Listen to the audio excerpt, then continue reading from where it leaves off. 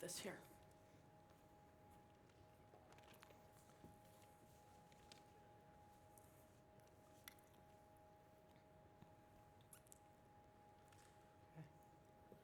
All right, good afternoon, everybody. My name is Sandy Carielli. I am a principal analyst in Forrester's Security and Risk team, and I am joined today by Ron Zahavi, who leads IoT Standard Strategy for Microsoft. Thanks for being here, Ron. Thank you. So we're going to talk today about IoT security, and thanks very much for joining this conversation. I'm curious, how many of you are currently involved in building some sort of IoT solution or product today? Good number of you. And how many of you have asked yourselves or been asked by your leadership, is what you're doing secure enough? Are you implementing the right security controls? A bunch of you. So great, this conversation is definitely targeted towards you.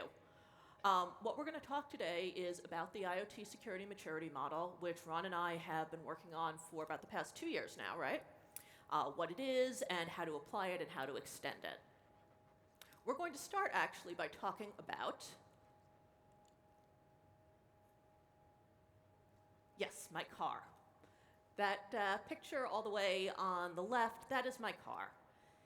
I love this car. My car is a 1998 Honda Accord, which means it is over 20 years old. So in the United States, this car qualifies as a classic, which I think is actually pretty funny because there's nothing classic looking about that, really. But if I can keep it running for another few years, it actually qualifies as an antique, which I think is even funnier. I love this car. This car is dumb. This car has absolutely no smart controls, no connectivity. I have absolutely no security concerns about this car because this car is so old, there's nothing in it that can potentially be hacked. Ron, what kind of car do you drive? The car that I drive now is a 2-year-old car, so it's got a lot of technology and sensors. Can see 360-degree view, although my son drives a 1997 car, one of my old cars, so I understand the technology. I think that car still has a cassette tape. So Mine does as well. And as much as I love my car, I know that at some point I'm going to have to trade it in. It's going to die, and I'm going to need to upgrade to something that is a lot smarter, a lot more connected, and then I'm going to be asking all of those same security questions. How secure is it? What do I need to be worried about? Is it protected? So let's start by asking, Ron, what have you observed in the marketplace? So what we're noticing, this is a good example, but it doesn't have to be just more of a consumer area, but whether it's manufacturing or energy and on all the other sectors, we're seeing a shift where older or disconnected type of environments are getting connected because organizations are trying to leverage and get rewards from the digital transformation and get business insights. So they're going through similar sort of activities, trying to connect these older technologies that are out there, in a sense renewing them and connecting them to the network to be able to leverage that data. Interesting, and that certainly aligns with, I think, what a lot of people are seeing in the marketplace. Is that posing new threats, though? Yes. So while there's some news that CEOs like, there's some news that they don't like. And nobody wants to see themselves on a news page where somebody may have hacked them within a couple of seconds. So as we see proliferation of technology into these older environments, this is just one type of an example, we see that there are new threats. The traditional threats of security may have been things like denial of service, and such, stealing a key and breaking into a car or something like that. We're starting to see some new threats in this environment that IoT poses that not a lot of people necessarily think about. And the biggest issue is that in some cases, like a car, if somebody takes over a car, then there may be safety and lives at risk. So it's not just the security aspect, there's also safety concerns. Yeah, and safety concerns have come up quite a bit with some friends of ours. We have a friend, a colleague, who is diabetic and still does manual injection of insulin because he doesn't trust insulin pumps. Yeah, so we've seen things, whether it's in healthcare and pacemakers that somebody could interfere with, or a car. Getting back to a car example, I don't know how many of you may have heard a couple of years ago, a very interesting different threats, right? There's one thing to copy a key and then open a car. But this particular individual didn't copy a key. They found out the frequency in which a car checks to see if your key is next to it, so it allows you to open the door. And this person had a backpack with an amplifier in it, and all they did was come next to the car with the amplifier. You're in the fourth floor apartment in your kitchen with your car keys, and the car thought that you were right next to it. And the person opened the car doors and stole things out of the car. So we're starting to see new threats and new weaknesses in the system that we all need to think about as we think about IoT. Yeah, that's a great example of how automotive manufacturers have had to update their threat models to account for new attacks in IoT. Absolutely. And I got to tell you, when I talk to, say, my doctor, and I ask her what she knows about the security of medical devices, if she was going to prescribe me medication, she could recite a long list of side effects and instructions and concerns. But if she were to prescribe some sort of medical device, a pacemaker or a blood pressure monitor, she has absolutely no knowledge of the security risks or the threats therein. So it's a completely new avenue for her. And that's been, a challenge. So I'm curious, what questions are people asking now about security? Some of you may have heard Sam George speech earlier today, the keynote, and he mentioned that there was a recent study that showed that 97% of companies and enterprises are concerned about security. And that's what we're seeing. So what we've been hearing from those clients and enterprises that are building solutions and deploying the solutions are questions such as, how can they tell if their solution is secure?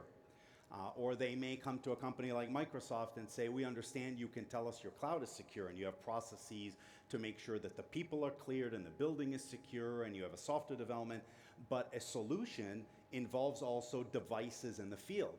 If they're in a factory, you may have control over them. If they're in a city park, for example, you may not be able to physically secure them as well. So there are differences, and they need to know, is their solution secure? But furthermore, they also need to know who can they go and ask to do security assessments on IoT-specific security, not just regular IT security, to find out if they have any threats and things that they need to address. And they're not just interested in technology, they want to know what do they need to do process-wise, technology, as well as operations of these IoT solutions, because many of them may not have known how to operate these solutions before, and they are different types of solutions than traditional IT solutions alone. So what I heard you say there, Ron, is people are asking, is it secure? How do I secure things that are somewhat outside of my traditional sphere of control? Who do I go to for assessing the security of my solution? And how do I ensure that not just the technology is secure, but the process and the operations around it? So they ask these questions. How do you answer that? What do you tell them? So the first thing we realized is that one solution doesn't fit all. That when all these different customers and clients asked what they should do, we realized that not all scenarios are the same.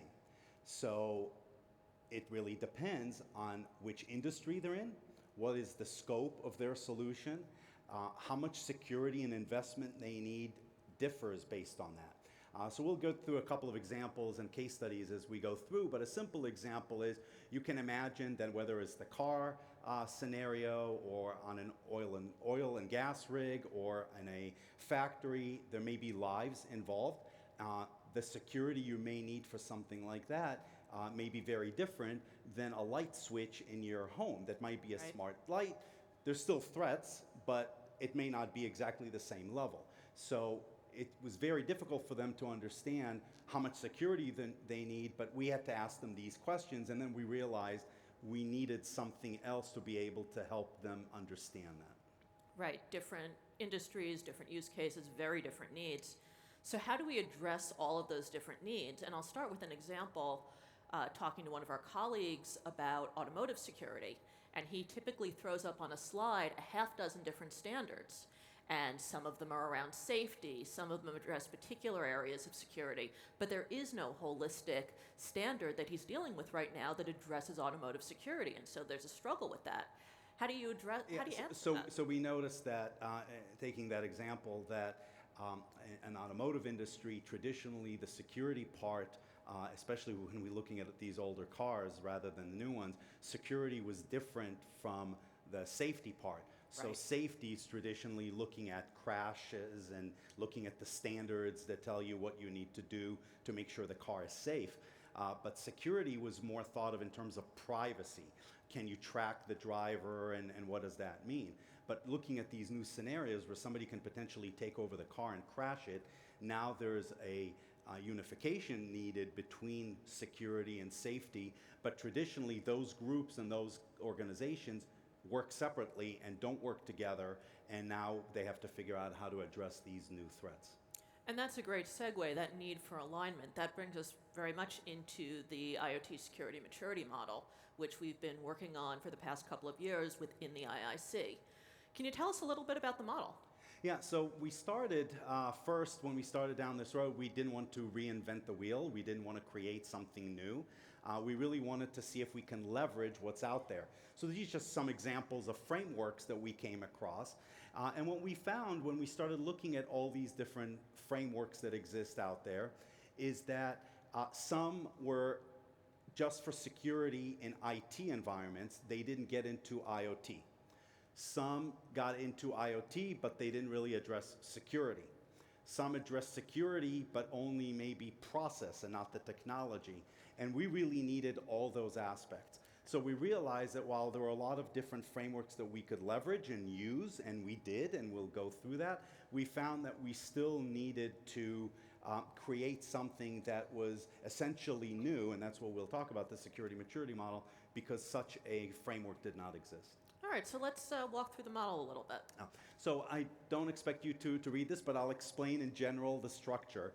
The intent of the model is really to allow you to start thinking with a business objective rather than technology on the left side, and really think about setting your business priorities and then driving you to the right side where you can actually take actions. The model, and that's the three areas of color that we have here, the blue, the yellow, and the red, orange. What you see is we call the top area governance. That's around process. How do you manage security in your organization? And how well do you do that? How do you deal with third-party suppliers that you may have? How do you interact with them, and how do you understand threat modeling and risk assessment? The second area is enablement. That is traditionally where everybody usually spends time doing security. It's the technologies.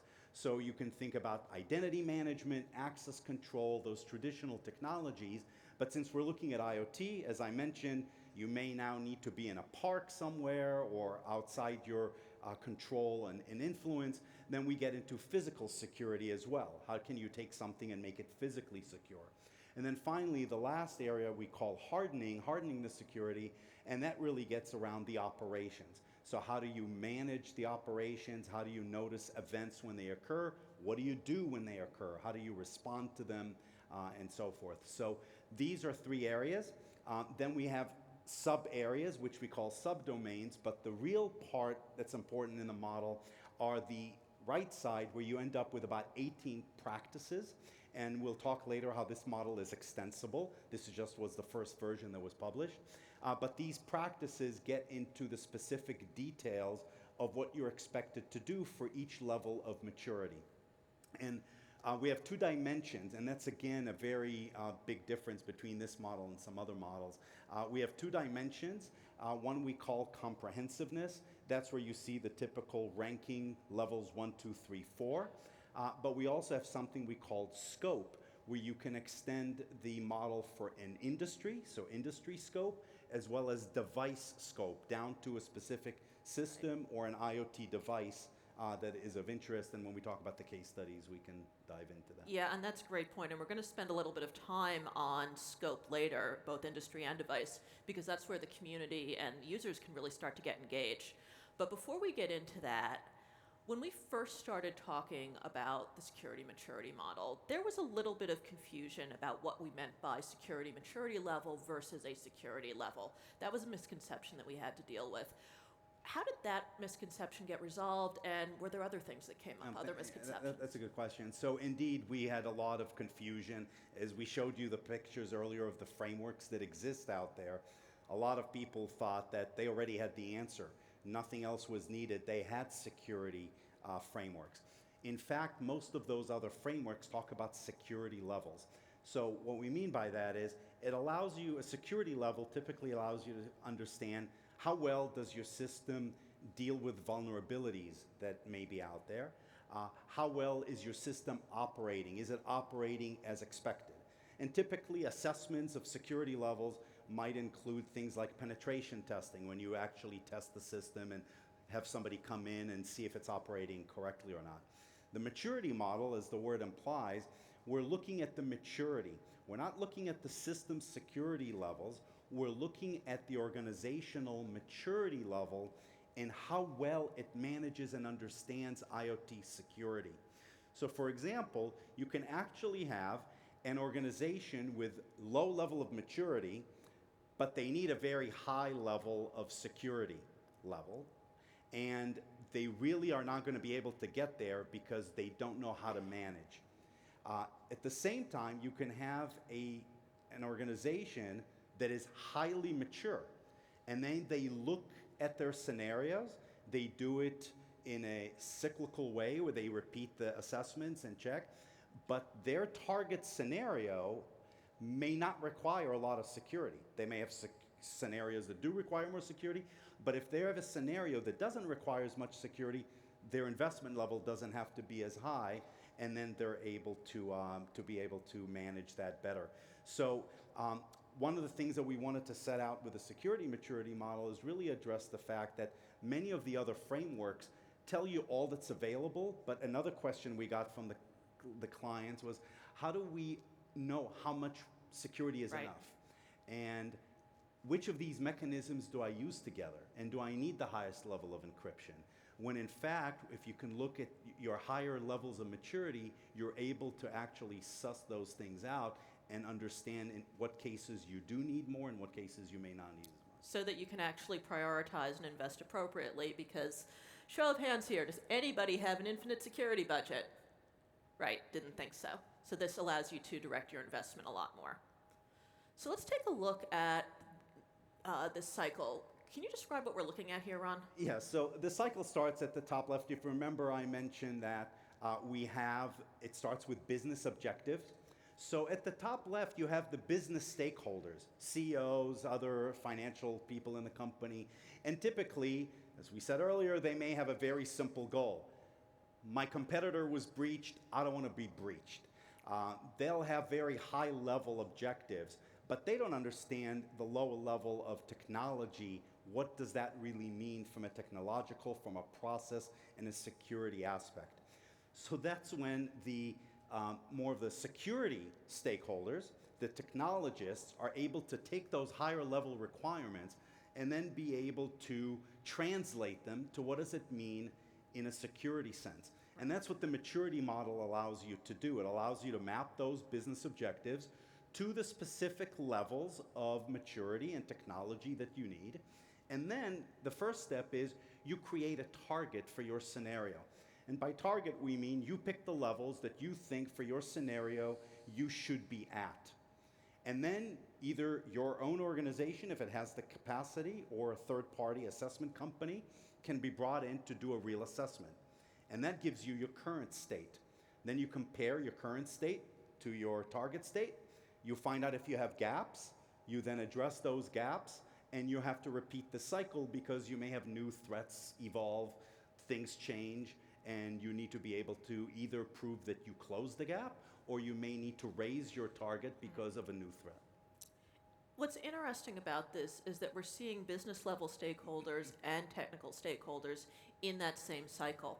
So was the security maturity model designed for business people? Was it designed for technologists? Was it designed for both? Early on, we thought we'd create one model and one document that would be for everybody. And we got some feedback that the business people didn't necessarily want to know all the technical details of the model. Right, that makes sense. Excuse me. So we created actually two documents. One document is more of a white paper, higher level. that describes to the business person why is this model relevant to what they need to do, how they can use it, how their organization can use it. And then we have a separate document, what we call the practitioner's guide, which gets into all the details of how do you do an assessment, what are the details of the model, how do you set a target, how do you do gap analysis and display the results, and so forth. So the first document is more about organizational alignment, and the second document is more about the technical implementation and details. Now, going to assessments, one of the key elements in the cycle, what's different about a security maturity model assessment versus So other we ones? mentioned we just finished a case study related to this that we can start talking about. It's not ready for publication yet, so I can't get into the details Okay. till the clients agree and all that. But we can talk about the lessons learned and how it was approached. So some things were similar. For example, many assessments, you look at some sort of a target, what you expect to be at, and then you conduct your assessment and find out if you have a current state that's different and if you have gaps. Right. But we found out that essentially that's where the difference or the similarity stopped. Both the customer as well as the assessment company that came in to do the assessment told us that this was a very valuable and new experience for them. So, for example, the client said that they had somebody come in before and do an assessment, but they were only being able to compare to a specific certification standard. They performed code reviews, they did a penetration testing, and that was it. Similarly, the assessment company had their own questionnaires and how they did assessments, and they were also typically technical. What we found, first of all, it was very interesting from the first meeting where they sat down to talk about the assessment.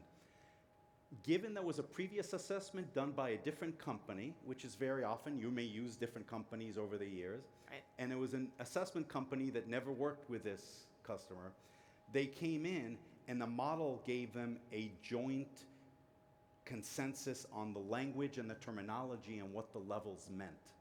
So they sat together and they could discuss what their target should be, because now they looked at these tables and looked at all these practices and they could both understand what is meant by them and have a common understanding. They also told us that the discussion was much more strategic, because at the beginning we did have the business stakeholder come in and tell us what they wanted to get out of the assessment. Yeah. And they were able to talk about it at a somewhat different level that they've ever talked about before. And they felt that this revealed, the assessment revealed indication of things that they didn't know they didn't know. So it allowed them to explore new areas of things that they weren't quite sure about, but they were able to expose new issues. And what's interesting, again, because this doesn't give you a security level, it gives you security maturity, we found out that just through the discussion, it raises your security awareness and therefore makes you more secure. So the discussion and the results indicated where they had some gaps and how they approached their risk analysis and the scenarios that they may not have thought of, and then they were able to address those. So using the SMM as the basis for the assessment allowed for better alignment up front and more strategic discussion of security. That's great. Were there any product considerations that came into play during this process? So this was an interesting, this was a product company, and for everybody it may be different, right? The company could be an integrator, it could be an overall solution provider, or it could be, in this case, a product company, which a few things came up which were very interesting. For example, timing. So you have to think about timing. When you're doing an assessment, the assessment may be published in 6 months. So the product has a roadmap. So do you evaluate the product and do your rating of the maturity based on where you are today, or based on features that you will have available in 6 months? Okay. So that was part of the discussion, and some things we realized it was applicable and it should have been done based on today, and some things they were already in the process of doing. So the assessment company felt comfortable to say, we see you're doing this. In 3 weeks you will have that, therefore we'll give the higher rating, because when the product actually becomes generally available in It will 6 have months, that. it will already Right. have that feature. Another thing that became interesting was discussions around product and dependencies. And initially, there's a few tables, a few practices that relate to your dependence on third-party vendors for components. So if you make a gateway, it may be the components and the chips that you buy from other vendors and put into that gateway.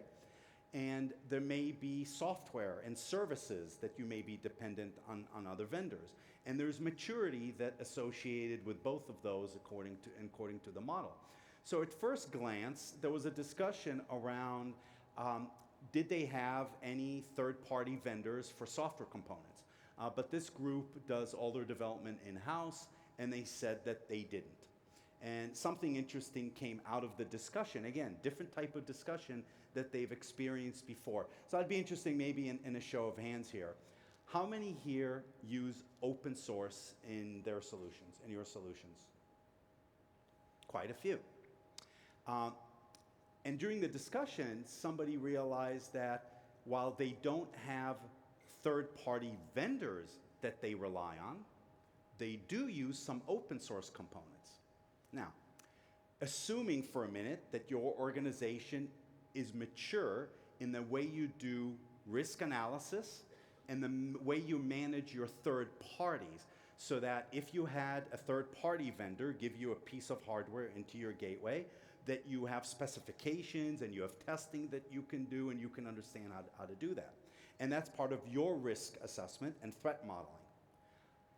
Interested in a show of hands, for those that said that you use open source, how many of you know and are familiar with the risk analysis practices and maturity of those that wrote that piece of software, the open source code? Show of hands. How many are familiar? One or two. Yeah. And that became a very interesting point that came out of the assessment, is that you may know where pieces of software are coming from and vendors, but the minute you use some of this open source, you may not have the same level of control. And now the question is, you may need to do that risk analysis, and you may have to test that code in a different way to make sure that it meets that level of maturity, or indeed, your maturity may be only as high as the weakest piece of software or hardware that you have in your system. So it raised the awareness and realized that there are product implications like that that need to be understood. That's a great point. And I'm curious, how many of you use software composition analysis in your IoT solution development? A couple of you. Okay. Let's move on and talk about profiles. Definitely want to have a chance to dive into that. So first, what is a profile? This goes back to the conversation we were having about scope, About right? scope. So I mentioned earlier that we have industry scope. So the general scope. General scope was published by the Industrial Internet Consortium as part of the model, and it applies to all industries and domains. Yep. But each domain may have special needs. So we left in the model an area called industry scope as well as device scope to allow organizations to be able to define further their needs. And we have started working with groups such as retail, healthcare, manufacturing, oil and gas and mining is starting as well, and energy. So these are some of the areas we've started working on, and profiles mean that we're extending the model with industry experts. So it's a collaboration. It's a collaboration with industry experts that have that expertise, right, that can provide that knowledge. That makes sense. So what's the latest? Are there any profiles ready to go? What's been happening so we're with that? closest to publish is a retail profile, and that was a very interesting experience as well. We found that most organizations or standards groups that are out there have security guidance, but it's very general and it's not specific to IoT. So the collaboration came where those that authored the SMM were able to come in and provide guidance on what the model looks like, and these groups provided their expertise. And one of the first things we had to figure out, which is very important, this is also scope. You can imagine retail. Are you talking about manufacturing of the clothes? Are you talking about the supply chain getting the clothes to the store? Or are you talking about the store? Right. And that group, the retail group, decided that they wanted to focus on point of sale. So they wanted to do everything in the store. And that became the specific scope for the work. And we learned some very interesting things through that. For example, I did not realize this, but they have over 40 devices in the store, pieces of technology. And they rated them in 4 different categories, all the way from those that deal with financial transactions, like the credit card and account data that needs to be protected, all the way to things like lighting and other pieces of equipment that they thought, or a door lock that may or may not be connected, that do not have the same level of requirements. And initially we thought we might end up with 4 divisions in the profile. At the end, we found out that there were really 2. Just 2. And when they applied all their standards that they have for devices, for example, all the credit card machines that are going now over the air and have requirements, when they applied those into the maturity model, they realized that we have basically 2 devices, those that deal with critical information like the financial information, those things that require privacy, so protecting your account information, Right. or those that do video analysis now in the stores need to protect your private information and your face if you do not wish to share that, all the way down to the second category, all those things that don't. But just to add something that was, again, interesting lesson learned from that, it also depends what your devices are. So if your light is on its own network, it may need very low level of security.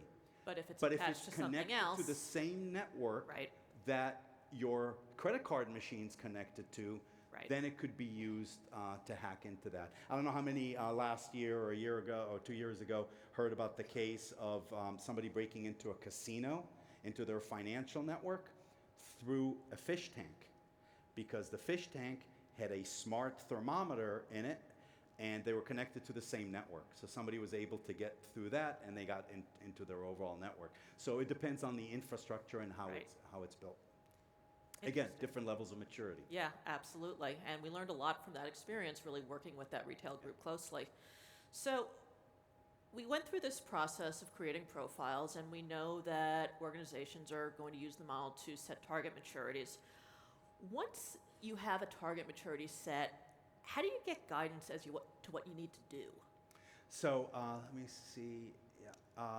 Yeah, we can go into to this one. So one of the things you can do is there are those other frameworks that we Right. said we wanted to leverage, and we are creating, and they'll be released soon as well, mappings between the maturity model and some of these security level or control framework models. So 2 of the first ones we're releasing is a mapping to 62443, a standard that Right. for control equipment, manufacturing. We're going to be releasing one also in the United States for the NIST framework that also has mappings to the common criteria frameworks. And what this allows you to do is, if you know your scenario and you know the maturity target that you have, you can now go to that maturity level and then see which controls in those other frameworks you need for that level of maturity and which ones you need to work together. So now it provides you guidance when you go to these other frameworks. It doesn't look like just a big library of do I need Right. to do everything. You can pick and choose the right things that you need out of that. So, quick question for the audience. How many of you are using one of those other frameworks right now within your organization? A handful of you. So I think an important point that we really want to drive home here is that these are not competitive or contradictory. It really is intended to be complementary Right. to the security maturity model, and that's a pretty critical point. They do complement each other. Now, we've been talking about this for about 40 minutes. If someone in the audience is saying, this sounds really interesting, I'd like to work with this, what can they do? So that's an excellent question. There's several things you can do. So it depends on your type of organization.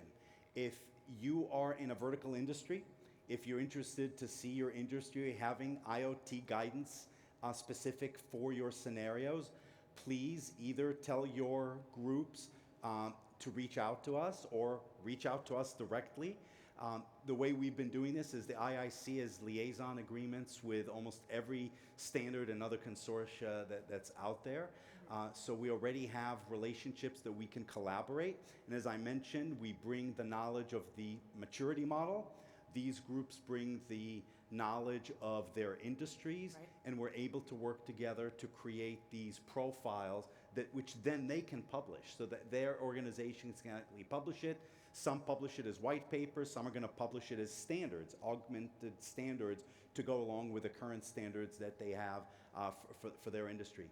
If you are more of an assessment company, if you have an interest in either doing an assessment within your own company, or if you offer assessments and you want to know how this works, a lot of the documentation is available on the IC site, but we've also started offering courses. So we offer now a half-day course Right. when somebody can come in. Those so far have been available for no charge. You can look at the schedule and then come and attend that and learn about the model, how to do it. We have exercises so you can learn how to apply it. And the company that just did the SMM assessment followed that route. So they went, they learned how to do it, then they took their existing assessment capability and then simply modified it to be able to produce the results to match the SMM. And you can do that either if you're an assessment company or if you're a member of an internal security team. Just want to make one more clarification before we open it up for questions. In terms of profiles, if anyone is out there thinking, hey, my industry doesn't have a profile yet, can I use this? This is still a model that they can use even if there isn't an industry Absolutely. profile So available. the general guidance, even if it may not be applied to your specific industry, the general guidance is extremely useful. You can start applying that. And then you can extend the model as well, whether you do it through an organization more officially or whether you do it yourself. You can add your own industry and device scope as needed. And you can even extend, we have sections that explain how you can extend it. You can add more practices. You can actually add more subdomains. So the model was created with extension in mind. So you can extend it vertically or you can extend it horizontally. Right. That's great. So we've got a couple of minutes now for questions. Before we take questions, Ron, do you have any final thoughts? Yeah, I just want to finish with one final thought that I think if you take anything from the session, as we started talking about this at the beginning, we said it's both really driven by business. This model allows you to figure out how much security you need and then being able to balance your investment with your need. And therefore, if you take sort of one message, it allows you to be as secure as you need to be. So it really tries to provide you with the guidance and the navigation ability to get to understanding how much security you need, how to assess yourself, and then to improve over time. Right, and really be able to prioritize your security roadmap according to what's most important. So we've got about 2 minutes left. We probably have time for one or two questions. Does anybody have a question they'd like to ask? The question See there? a question Can we- over there? Yeah, thank you.